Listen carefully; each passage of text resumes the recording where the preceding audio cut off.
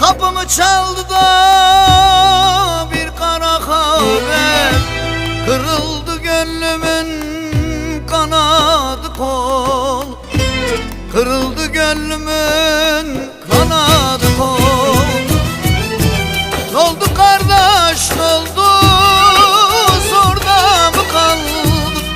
Doluya mı düştün, karda mı kaldın?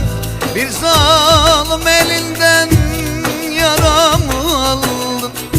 Ölem kardeş ölem, bağrımı yaktın. N'oldu kardeş n'oldu, zorda mı kaldın?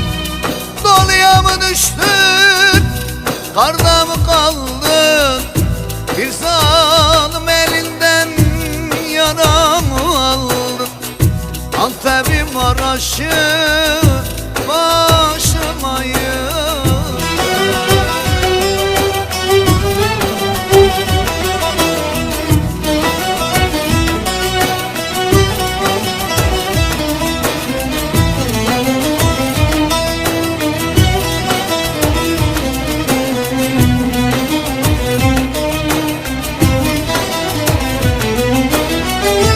Geleceğim dedin, gözüm yoldaydı.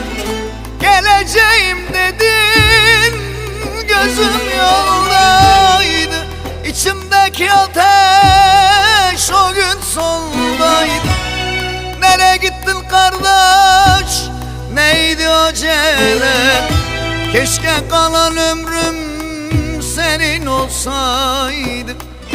Keşke kalan ömrüm senin olsaydı. N'oldu kardeş n'oldu, zorda mı kaldın? Ey doluya mı düştün, karda mı kaldın?